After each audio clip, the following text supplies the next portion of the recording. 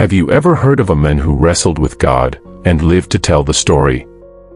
A man whose entire life was a series of struggles, with his brother, with his uncle, with himself, and ultimately, with the Almighty. This is not just a story of a man. It's the story of a journey, from deception to redemption, from fear to faith, from Jacob to Israel. Stay with us as we uncover the incredible, jaw-dropping, life-changing story of Jacob, the man who wrestled with God. Our story begins in Genesis chapter 25. Isaac, son of Abraham, was 40 years old when he married Rebekah. For 20 years, they waited for children. Rebekah, barren for so long, finally conceives twins after Isaac prays to the Lord. But something strange happens. Genesis 25 verse 22 says, "The children struggled together within her, and she said, 'If it is thus, why is this happening to me?' So she went to inquire of the Lord.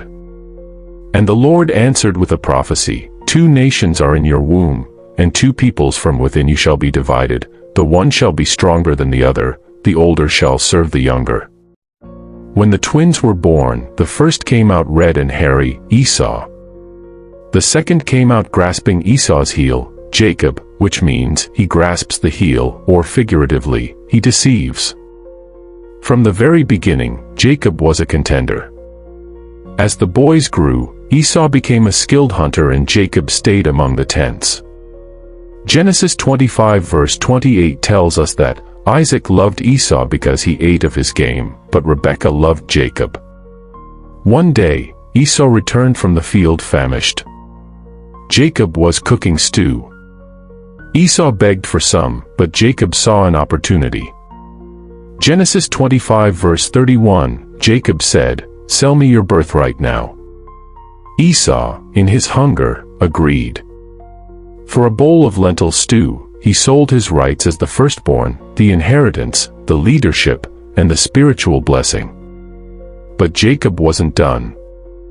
In Genesis 27, Rebekah overhears Isaac preparing to bless Esau before he dies.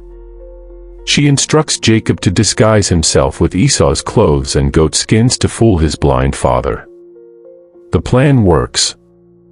Isaac blesses Jacob instead of Esau, declaring he will be lord over his brothers. When Esau discovers the deception, he weeps and vows to kill Jacob. Rebekah sends Jacob away to her brother Laban in Haran. On the run, Jacob stops to sleep in a place called Luz. He uses a stone as a pillow. Genesis 28 verse 12, "And he dreamed, and behold, there was a ladder set up on the earth, and the top of it reached to heaven. And behold, the angels of God were ascending and descending on it. At the top stood the Lord, who spoke, 'I am the Lord, the God of Abraham your father and the God of Isaac. I will give you and your descendants this land. I am with you and will watch over you wherever you go.'" Jacob wakes up in awe. "Surely the Lord is in this place, and I did not know it." He renames the place Bethel, meaning house of God, and vows that if God protects him, the Lord will be his God. In Haran, Jacob meets Rachel, Laban's younger daughter, and falls in love.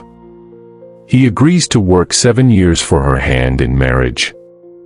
Genesis 29 verse 20, "So Jacob served 7 years for Rachel, and they seemed to him but a few days because of the love he had for her. But Laban deceives him. On the wedding night, he gives Jacob Leah, the older daughter. Jacob wakes up in shock but agrees to work another 7 years for Rachel. Jacob ends up with 2 wives, 2 maidservants, and 12 children. Through all of this, God prospers him, even when Laban tries to cheat him out of wages. After 20 years, God tells Jacob to return home. Genesis 32, as Jacob prepares to meet Esau, he is terrified. He sends gifts ahead and divides his family into camps for safety. That night, Jacob is left alone. And then it happens. Genesis 32 verse 24, "And Jacob was left alone. And a man wrestled with him until the breaking of the day." This mysterious man cannot overpower Jacob, so he touches his hip and dislocates it. Still, Jacob refuses to let go. Genesis 32 verse 26, Then he said, Let me go, for the day has broken. But Jacob said, I will not let you go unless you bless me. The man asks his name. Jacob, he says. Genesis 32 verse 28, Then he said, Your name shall no longer be called Jacob, but Israel, for you have striven with God and with men, and have prevailed. Jacob had wrestled not just with a man, but with God himself. He walks away limping, but blessed, transformed. The next day, Jacob meets Esau. To his surprise, Esau runs to meet him and embraces him. The brothers reconcile. Jacob later settles in Canaan. His sons become the patriarchs of the 12 tribes of Israel. His beloved son Joseph would one day save the family from famine. Before his death in Genesis 49, Jacob blesses his sons, speaks prophecies over them, and instructs them to bury him in the land of his fathers. Jacob dies in Egypt at 147 years old, and Joseph honors his wish. Jacob's life was filled with struggle, deception, love, loss, and redemption. From grasping his brother's heel to wrestling with God, Jacob's journey mirrors our own spiritual battles. He was a man who started with schemes but ended with surrender. A man who wrestled with God and emerged with a new identity. He became Israel, the father of a nation, a symbol of transformation. His story reminds us, it's not how you start that defines you, it's what you become through the struggle.